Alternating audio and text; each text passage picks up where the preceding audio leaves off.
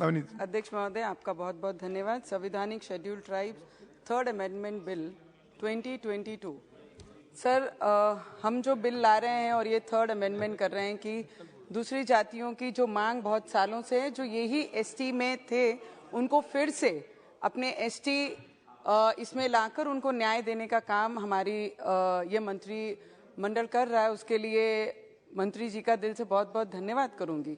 Schedule tribes के जितने भी लोग हमारे कलीग्स यहाँ पर बोले, सभी ने अपने अपने क्षेत्र के या अपने राज्यों के जितने भी ट्राइबल में रहने वाले आदिवासी भाई बहन हैं, उनकी समस्याओं के बारे में यहाँ बताया। सर, हम भी जहाँ से आते हैं, मेरे क्षेत्र में एक विधानसभा पूरी शेड्यूल ट्राइब आदिवासी भाई बहन रहते हैं, जिनकी पिछले कई वर्षों से बहुत सारी समस्याएं हैं। सर, मनरेगा का अभी यहाँ पे उल्लेख किया गया कि मनरेगा में क्या काम हुआ है, उनके हाथ बांध दिए गए, उनको कमजोर बनाया गया है। सर, सबसे ज्यादा मनरेगा में अगर कहीं पूरे विदर्भ में अगर कहीं काम हुआ है तो वो मेरे शेड्यूल ट्राइब एरिया में। सर, एक महीने में मैक्सिमम शेड्यूल ट्राइब में रहने वाले लोग वहां पे काम करते हैं और 100 डेज ये मिनिमम दिया गया है। पर मैं रिक्वेस्ट करूंगी मंत्रिमंडल से भी और सरकार से भी कि मिनिमम ऑफ 200-250 डेज उन्हें साल में काम देना चाहिए। वहां पर सबसे बड़ी प्रॉब्लम है सर माल न्यूट्रिशन की और चिकन सेल्स की मैडम, क्योंकि वहां पर जो लोग रहते हैं ये सब चीजों की उनके बहुत बड़ी समस्या है। वहां पे हॉस्पिटल की कहीं सुविधाएं नहीं है, वो सुविधाएं हमें देना बहुत जरूरी है। और गर्भवती जब डिलीवर करती है तो अगर वहां पे कोई इमरजेंसी केस होता है तो 150 किलोमीटर उन्हें अमरावती आना पड़ता है और बीच में ऐसी दुर्घटना हो जाती है तो कई बार माता की भी डेथ हो जाती है और बच्चे की भी उसी के साथ डेथ हो जाती है। तो ऐसी जगहों पे उन्हें हॉस्पिटल की फैसिलिटी देना बहुत जरूरी है। आज भी मेरे क्षेत्र में मैक्सिमम जगह मैडम ट्राइबल एरिया में कनेक्टिविटी नहीं है, टेलीफोन्स नहीं है, इंटरनेट काम करते नहीं है। 108 फोन करने जाए तो 108 फोन एमपी में लगता है। ये सभी समस्या है। उसके साथ एजुकेशन की मैडम बहुत बड़ी प्रॉब्लम है। जितने भी ट्राइबल एरिया, चंद्रपुर हो, हमारा अमरावती मेलघाट का क्षेत्र हो, जहां जहां ट्राइबल्स एरिया होते हैं वहां पर एक तो हमें भाषा की प्रॉब्लम है। हमारे ट्राइबल क्षेत्रों में जब हमारे टीचर्स वहां पर आते हैं तो वो नॉन आदिवासी होते हैं मैक्सिमम और उन्हें हमारी भाषा नहीं आती है। हमारे बच्चों को उनकी भाषा समझती नहीं है, उनको हमारी भाषा समझती नहीं है। और हमारे बच्चों को अगर जॉब अपॉर्चुनिटीज देनी है तो 150 किलोमीटर प्लेन पट्टे से हमारे वहां पर आदिवासी क्षेत्र में आने तक के लिए उन्हें बहुत कष्ट करना पड़ता है, जो टीचर्स वहां पे पढ़ाने आती हैं। हमारे बच्चों ने बीए डीएड किए हुए हैं आदिवासी के, तो उनको ही अगर अपॉर्चुनिटी उस क्षेत्र में दिया जाए तो वहां के बच्चों को ना लैंग्वेज प्रॉब्लम होगी, ना एजुकेशन प्रॉब्लम होगी, अच्छी पढ़ा सकते हैं।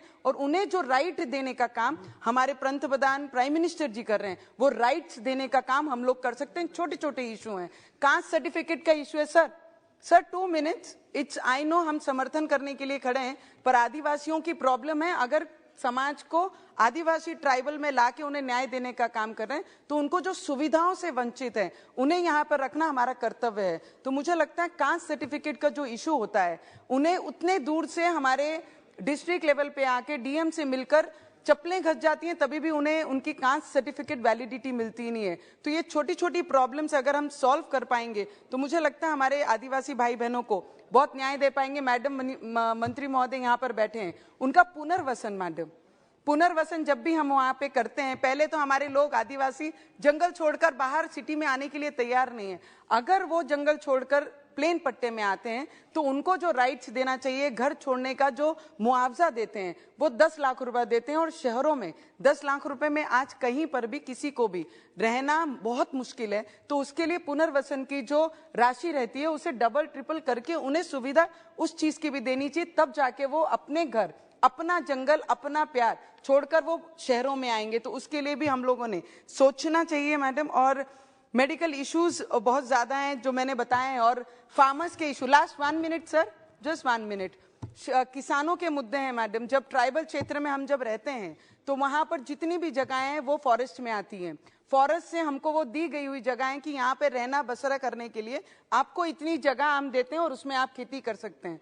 पर वो खेतियों का फॉरेस्ट को लगा है करके वाइल्ड एनिमल्स का इतना बड़ा प्रभाव रहता है कि काम करने के बाद वहां पे बुआई करने के बाद हमें वो चीज हाथ में लगती नहीं, क्योंकि वाइल्ड एनिमल्स पूरे जानवर खा लेते हैं। तो मुझे लगता है ये सब चीजों का भी निपटारा करना चाहिए। पर मंत्रिमंडल जब भी ट्राइबल को लेकर यहाँ पे जो भी बिल लाते हैं, हम उसके साथ में हमेशा खड़े हैं, क्योंकि ट्राइबल आदिवासी लोगों को, क्षेत्र में रहने वाले लोगों को न्याय मिलना ही चाहिए, क्योंकि उन्हें ग्रोथ देने वाला ये पिछले 8 वर्षों में जितनी ग्रोथ ये प्राइम मिनिस्टर जी के मंत्रिमंडल द्वारा और प्राइम मिनिस्टर के द्वारा दे सकते थे, मुझे लगता है उससे कहीं ज्यादा आप लोग दे रहे हैं। पर छोटी छोटी इश्यूज हैं, उनके लिए भी अगर आपने सपोर्ट किया मैडम, तो बहुत ज्यादा हेल्प हमारे आदिवासी भाई बहनों को होगा। मंत्रिमंडल ने पहले भी 4G के लिए हमारे क्षेत्र के लिए बहुत कुछ दिया है, आगे भी कनेक्टिविटी के लिए अगर थोड़ा सोर्स करेंगे तो मुझे लगता है उनको कनेक्टिविटी बहुत जल्द मिलेगी। Thank you so much sir, and I support this bill. Honorable Member Shri P. Ravindranath.